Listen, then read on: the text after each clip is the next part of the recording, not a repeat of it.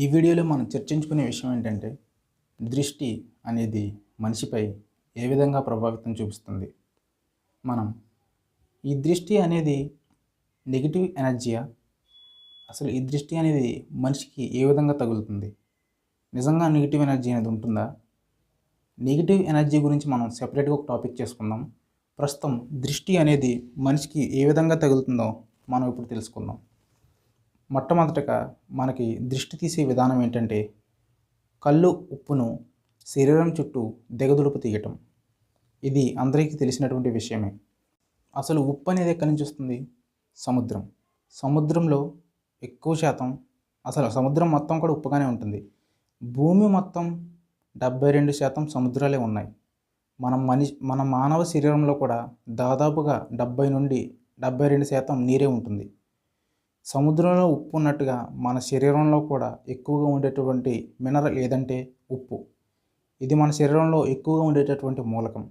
సరే, ఈ ఉప్పుని దృష్టి తీయడానికి ఎందుకు వినియోగిస్తారు? అసలు ఎలా ఇది పనిచేస్తుందో తెలుసుకుందాం. మనకు ఇంట్లో భారీ ఇండస్ట్రీస్ కానీ, పెద్ద పెద్ద ఇళ్ళు కానీ ఎర్త్ అనేది ఇస్తారు. అది మీకు తెలిసిన విషయమే. ఈ ఎర్త్ అనేది ఎందుకు ఇస్తారంటే, ఎక్సెస్ కరెంట్, నెగిటివ్ కరెంట్ అనేది భూమి లాగేసుకోవడానికి ఈ ఎర్త్ వైర్ అనేది ఇవ్వడం జరుగుతుంది.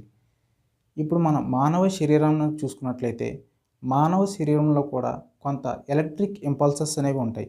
అంటే మానవ శరీరంలో కూడా కరెంట్ ఫ్లోయింగ్ అనేది జరుగుతూ ఉంటుంది. మన బాడీ చుట్టూ ఆరా అనేది ఉంటుంది. ఈ ఆరా 7 సూక్ష్మ శరీరాలతో తయారవుతుంది. ఈ ఆరా ఏ విధంగా తయారవుతుందంటే, మనం నివసిస్తున్నటువంటి బిల్డింగ్ లేదా పరిసరాల యొక్క స్ట్రక్చర్, అలాగే మనం తీసుకునేటటువంటి ఆహారం, దాని యొక్క గుణం, మనం చూసేటటువంటి వస్తువులు, మనం వినేటటువంటి శబ్దాల యొక్క తరంగాలు, ఇవన్నీ కూడా మన ఆరాపై ప్రభావితం చూపిస్తాయి. ఇవన్నీ కలిస్తేనే మన ఆరా తయారవుతుంది. మనం మెదడులో ఉండేటటువంటి ఆలోచనల యొక్క సమూహము, దాని యొక్క స్ట్రక్చరు, ఇదంతా కూడా ఆరాపై ప్రభావితం చూపిస్తుంది. ఈ ఆరా అనేది పాజిటివ్ మరియు నెగిటివ్ ఎనర్జీస్ని గ్రహించే సామర్థ్యం కలిగి ఉంటుంది. ఈ ఆరా యొక్క సామర్థ్యాన్ని పెంచుకోవడానికి మనం దైవశక్తిని ఆశ్రయించడం జరుగుతుంది. టెంపుల్స్కి వెళ్ళినప్పుడు ఇదే జరుగుతుంది. మనం దీన్ని సెపరేట్గా ఒక టాపిక్గా మాట్లాడుకుందాం. ఈ ఉప్పు అనేదాన్ని తీసుకుని మన శరీరం చుట్టూ తిప్పడం ద్వారా, సవ్య దిశలో, క్లాక్ వైజ్ దిశలో మన శరీరం చుట్టూ తిప్పడం ద్వారా మన బాడీలో ఉన్నటువంటి నెగిటివ్ ఎనర్జీ అనేది ఈ ఆరా ద్వారా ఈ ఉప్పులోకి రావడం జరుగుతుంది. ఈ ఉప్పుకి నెగిటివ్ ఎనర్జీని గ్రహింపగలిగే సామర్థ్యం ఉంటుంది. దాని ద్వారా అందువలనే ఇది ఎర్తన్ కరెంట్కి కింద పెట్టడం అనేది జరుగుతుంది. ఇలా దిష్టి తీసిన తర్వాత దీనిని ఎక్కడ వేయాలంటే, ఈ ఉప్పుని తీసుకుని వెళ్ళి మనం జీవశక్తి కలిగినటువంటి పదార్థాలలో మాత్రమే కలపాలి. జీవశక్తి కలిగినటువంటి పదార్థాలు ఏవంటే నదులు, కాలువలు, అగ్ని. వీటిలో మనం ఈ ఉప్పును కలపడం ద్వారా అందులో ఉన్నటువంటి నెగిటివ్ ఎనర్జీ ఏదైతే ఉందో అది అత్యంత ఉత్తమమైనటువంటి జీవశక్తిలో కలిసి నిర్వీర్యం అయిపోవడం జరుగుతుంది. చాలామంది చేసేటటువంటి తప్పు ఏంటంటే, దీనిని తీసుకువెళ్ళి ఆరు బయట ఖాళీ ప్రదేశాలలో వేయటం జరుగుతుంది. అలా చేయడం ద్వారా ఏం జరుగుతుందంటే, సూర్యుడు ఉదయించగానే సూర్యుని కాంతి యొక్క కిరణాలకు అది మరలా శక్తిని పుంజుకోవడం జరుగుతుంది. అది మరలా శక్తిని పుంజుకొని అక్కడికి వేరే జీవశక్తి కలిగినటువంటి పదార్థం వెళ్ళినప్పుడు అది దానిని గ్రహించడం అనేది జరుగుతుంది. వేరే జీవశక్తి కలిగినటువంటి పదార్థం అంటే ఏదంటే మానవ శరీరం. మానవ శరీరం గొప్ప జీవశక్తి కలిగినటువంటి ఒక అత్యున్నతమైనటువంటి బాడీ. మనిషి తర్వాతే ఏ జంతువైనా సరే. వేరే మనిషి అక్కడికి వెళ్ళినప్పుడు ఈ నెగిటివ్ ఎనర్జీ ఏదైతే ఉందో అది ఆ జీవశక్తి కలిగినటువంటి మానవ శరీరాన్ని ఈ ఆరా ద్వారా మళ్ళీ అతని శరీరంలోకి ప్రవేశించడం జరుగుతుంది.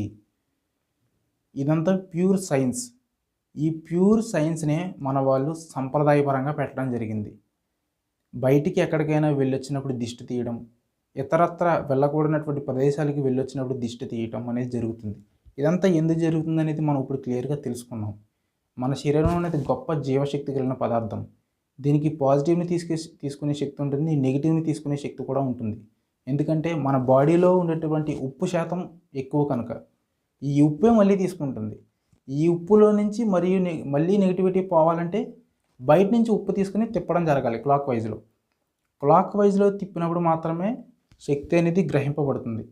అందువలన మనం టెంపుల్కి వెళ్ళినప్పుడు క్లాక్ వైజ్లోనే ప్రదక్షిణ చేస్తాం. ఇది మనం వేరే టాపిక్లో చర్చించుకుందాం.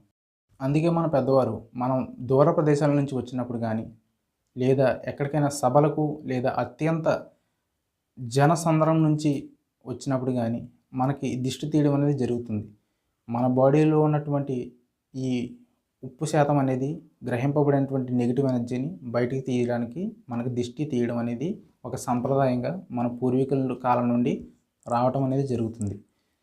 మన హైందవ సంప్రదాయంలో ఎంతో అత్యున్నతమైనటువంటి అంశాలు సంప్రదాయపరంగా పెట్టడం జరిగింది. సంప్రదాయంగా పరంగా పెట్టినట్లయితే దాన్ని ఖచ్చితంగా పాటిస్తారనే అంశం ద్వారా ఈ ప్యూర్ సైన్స్ని ఒక చిన్న చిన్న అంశాలలో ఇమిడ్చి మనకు సంప్రదాయంలో పెట్టడం అనేది జరిగింది. దాని వెనుకున్నటువంటి సైన్స్ని మనం సూక్ష్మ స్థాయిలో పరిశీలించి గ్రహించగలిగితే అది మనకు ఎంతో గొప్ప ఉపకారం అనేది చేసి పెడుతుంది. దానిని పాటించకపోవడం వల్ల వచ్చే పర్యవసానాలు అనేవి మనం తర్వాత చూద్దాం. కానీ పాటిస్తే వస్తే తప్పేమీ లేదు కదా. పాటించడం ద్వారా ఏం జరుగుతుంది అనేది మనం క్లియర్గా ఇప్పుడు తెలుసుకున్నాం. ఉప్పుకి నెగిటివ్ ఎనర్జీని గ్రహించే సామర్థ్యం ఉంటుంది. మన శరీరానికి పాజిటివ్ ఎనర్జీ, నెగిటివ్ ఎనర్జీని రెండింటిని గ్రహించే సామర్థ్యం ఉంటుంది. దాని ద్వారా ఉప్పును మనం తిప్పినప్పుడు మాత్రమే ఈ నెగిటివిటీ దాంట్లోకి రావడం అనేది జరుగుతుంది. ఇది మన హైందవ సంప్రదాయాల యొక్క గొప్పతనం, మన ఆచారాల యొక్క గొప్పతనం. వీటిని గౌరవించండి. ప్రతి సంప్రదాయం, ఆచారం వెనుక ఏదో ఒక సైంటిఫిక్ రీజన్ అనేది దాగుంటుంది. కానీ అది మనకి తెలియనంత వరకు మనం దాన్ని హేళన చేసి మాట్లాడకూడదు, తెలుసుకునే ప్రయత్నం చేయాలి. కానీ ఇప్పటికీ మనం కొన్నింటికి రీజన్స్ అనేవి కనిపెట్టడం అనేది జరగదు. అలా కనిపెట్టాలంటే మనం ఇంకా ఎంతో తీవ్రమైనటువంటి సాధన చేసి ఆ విషయాల గురించి పరిశోధన చేయవలసి ఉంటుంది. నాకు తెలిసినంత వరకు నేను కొన్ని అంశాలను మీకు చెప్పడం జరుగుతుంది. మీకు ఏవైనా సరే అంశాల్లో డౌట్లు ఉన్నా ఒకసారి కామెంట్ చేయండి. నేను వాటిని తెలుసుకుని చెప్పడానికి ప్రయత్నం చేస్తాను. లేదా నాకు తెలిసినట్లయితే మీకు చెప్తాను. అందరికీ ధన్యవాదములు. జై హింద్.